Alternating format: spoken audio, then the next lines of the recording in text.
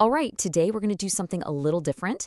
Instead of our usual deep dive into charts and headlines, we're looking at a much more personal source, a memoir.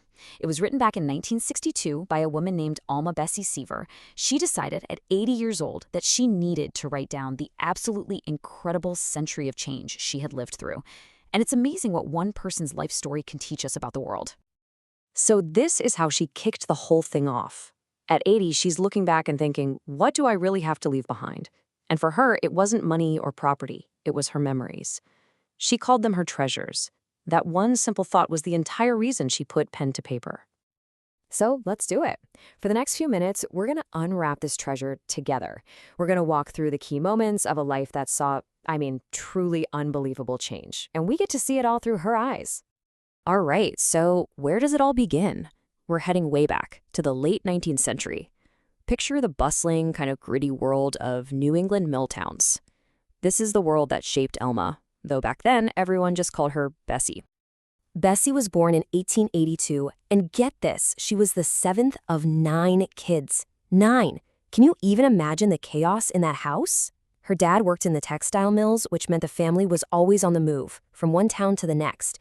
But in the middle of all that upheaval, there was one thing that always stayed the same. And that one constant, it was music. It was just in their blood.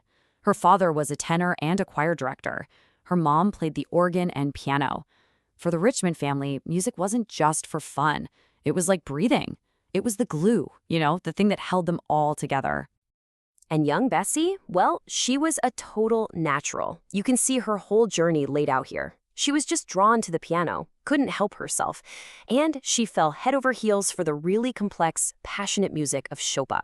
Soon she moved on to the organ, and this was way more than a hobby. By the time she was a teenager, she was already the official organist for her church. That's a huge deal for someone so young. But you know how life is. Things were about to take a major turn. In 1900, at just 18 years old, Bessie married a man named Frederick Seaver. And just like that, her whole world, which had been all about music, well, it was about to collide head-on with being a wife and, very quickly, a mother. She actually called the next 17 years a blur of babies and bottles. And you can see why. The kids just kept coming. Her home was filled with so much life and love. But this time was also marked by just devastating tragedy. In 1910, her little boy Stanley died from scarlet fever. He was only 4 years old. And that loss was something that would echo through the rest of her life.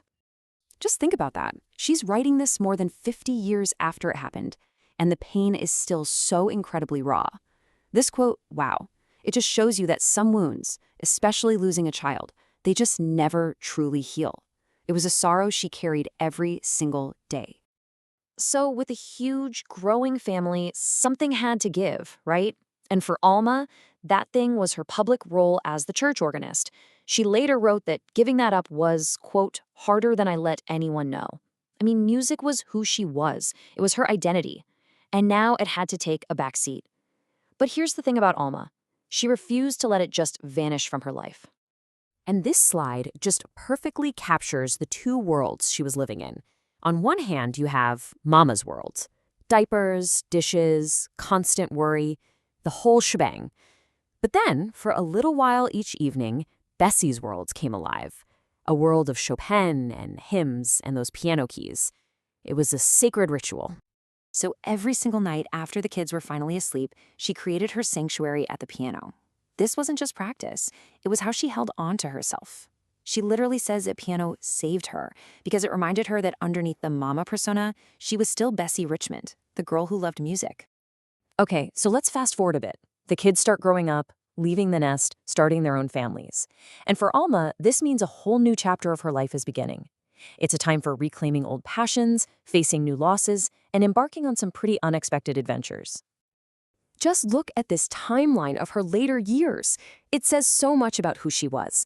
She went back to being the organist at St. Mark's and did it for another 18 years. Then, after 42 years of marriage, she lost her husband. But did she retreat? No way. Instead, she took a 3,000-mile train trip to California. And then, this one just blows my mind, at 77 years old, she drove herself cross-country. This was a woman who refused to stand still. Yeah, this chart really puts her adult life into perspective, doesn't it? 42 years she built a life with her husband, Fred. But then she had a full 2 decades navigating the world on her own. And for her, that wasn't an ending. It was just a new chapter, one she filled with family, adventure, and, of course, her music.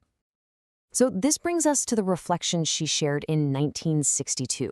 From her vantage point at 80 years old, she's looking back not just on her own life, but on the absolutely staggering transformation of the world around her. And this slide really drives that point home. I mean, just look at the contrast. She was born into a world lit by gaslight, where the fastest way to get around was a train. She lived to see electricity, airplanes, even rocket ships heading to space. It's almost hard to wrap your head around how much the world can change in just one lifetime. And through all of that, through all the change and all the years, she landed on this core truth. Yes, life had broken her heart. She buried a child and a husband. But it had also filled her heart to overflowing. She saw her other children thrive, welcomed grandkids. For her, life wasn't good or bad. It was both, the joy and the sorrow, all tangled up together. So when you boil it all down, her 80 years of experience taught her a few simple, powerful truths. That while the world transforms, the things that really matter, family, love, faith, they stay constant. And maybe the most important lesson of all, you have to hold on to the things that make you you. You just can't pour from an empty cup. And that leads to her final wish for her family. It wasn't about wealth or success. It was a simple plea. Find your passion, your own version of her piano, and hold on to it. Her legacy was tied to the sound of music, a beautiful and personal request to be remembered by. Alma passed away not long after finishing this memoir, but her gift, her story, endured. Her treasure of memories has been passed down through generations, a direct connection to a world and a woman they never got to know. And that really leaves us with one final question, doesn't it? Alma saw her memories as treasures to be passed down. It makes you stop and think, what are the treasures we're collecting in our own lives? And what's the story that we're ultimately going to leave behind?